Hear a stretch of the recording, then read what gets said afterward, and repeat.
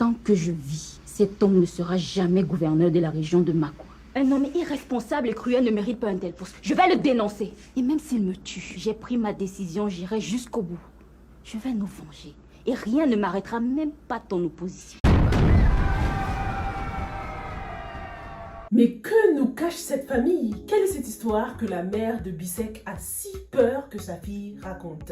Dans cette vidéo, on va passer en revue les épisodes 3 et 4 de la bataille des chéris. Cette revue a pour but de créer de la discussion autour de la série, et elle ne doit en aucun cas vous empêcher de suivre cette série sur A+, bien sûr. N'hésitez surtout pas à vous abonner pour ne rater aucune revue. La bataille des chéris, ça ne fait que commencer et c'est déjà chaud à mort, les gars. Quand le courage saute une génération, voilà ce que ça donne. Bisek a décidé de faire régner la justice à la place de sa mère. Bisek, c'est une jeune fille très déterminée, mais aussi pleine de colère contre le monde. Dès qu'on nous la montre pour la première fois, on comprend qu'elle suit les activités d'Elimba parce qu'elle était tout de suite déjà au courant qu'il est candidat pour devenir gouverneur. Du coup, Bisek est déterminée à ce que le monde entier découvre le vrai visage d'Elimba, l'homme qu'elle déteste le plus sur cette terre. Un homme qui pourrait bien être son père, les gars. Qu'est-ce que vous en pensez? Dites-moi dans les commentaires. On dirait que sa mère est probablement tombée enceinte d'Elimba lorsqu'ils étaient jeunes, mais il lui a demandé de se débarrasser du bébé. Ce que je veux, c'est restituer ta dignité que ce monstre a piétiné depuis des années, maman. Parce que lorsque Bisek parle de mourir à nouveau, elle a dit un truc qui insinuait que Elimba avait déjà tenté de la tuer, un truc comme ça. Il n'a qu'à me tuer, maman. Ce sera ma deuxième mort puisqu'il a déjà fait une fois. On dirait qu'elle faisait référence à l'avortement. Donc, est-ce que sa mère, dans le passé, a reçu du hush money? Est-ce qu'on lui a donné de l'argent en échange de son silence et pour qu'elle se débarrasse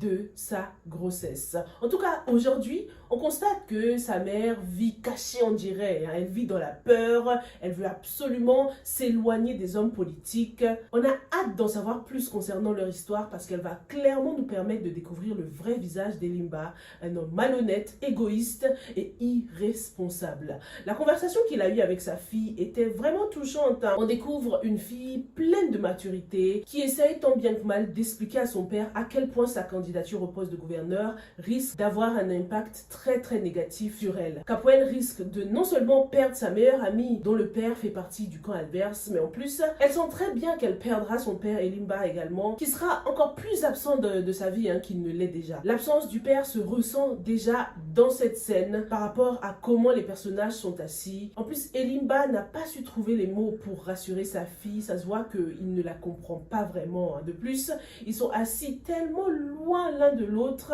Il y a un gros manque de rapprochement, un gros manque d'affection de la part du père. Il ne lui montre aucun geste tendre, à part, lui envoyer des vieux cadeaux, là.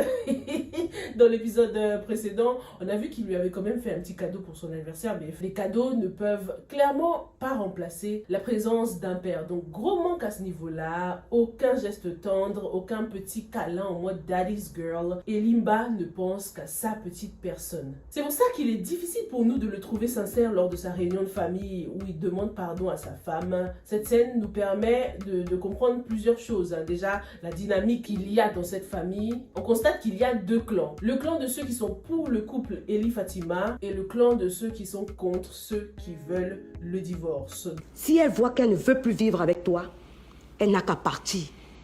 Une autre sera ravie de la remplacer. Dans les deux cas, ils ont un but commun, c'est de pouvoir jouir du futur statut de gouverneur d'Eli. Ce n'est que par intérêt. La famille est clairement en train de mettre la charrue avant les bœufs. Pendant cette scène, Elimba a quand même pris la défense de Fatima devant sa sœur. Mais en fait, on comprend qu'il a tout intérêt à garder Fatima à ses côtés, puisque Fatima a l'air de cocher toutes les cases. Allô, Badi Wekimba. Elle a le profil idéal en fait pour être la femme du gouverneur. La chérie du futur gouverneur. C'est une femme intelligente, qui a une belle carrière professionnelle. Elle est avocate et en plus elle est très entreprenante parce qu'elle a créé un centre de réinsertion pour jeunes défavorisés. Fatima, c'est une femme qui parle bien, qui passe bien à la caméra. Franchement, quand je l'écoutais, je me disais mais en fait c'est elle qui devrait candidater pour devenir gouverneur parce qu'elle fait beaucoup pour sa communauté.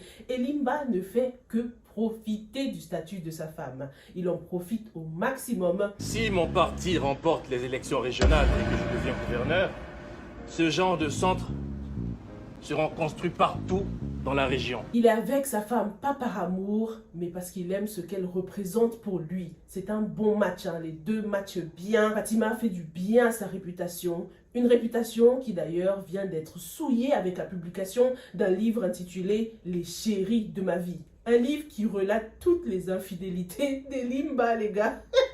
En fait, il a tellement trompé sa femme avec des tonnes de meufs qu'il faut carrément un livre entier pour raconter toute l'histoire. God damn! Mais la question qu'on se pose, c'est qui a écrit ce livre?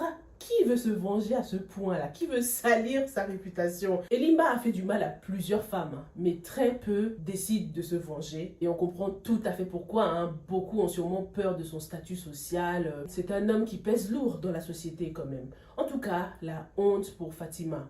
Combien de temps va-t-elle encore supporter son mari? Ellie a décidé de faire un petit check-up général, hein. Il est passé à l'hôpital, histoire d'être à jour, en forme, histoire d'être prêt pour les élections.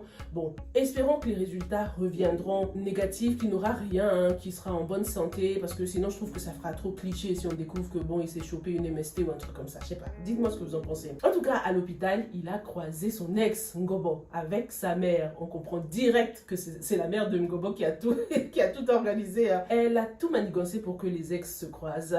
C'était une rencontre assez awkward, surtout pour Ngobo, mais pour Ellie, visiblement, on constate que pour lui, Ngobo a été une conquête parmi tant d'autres.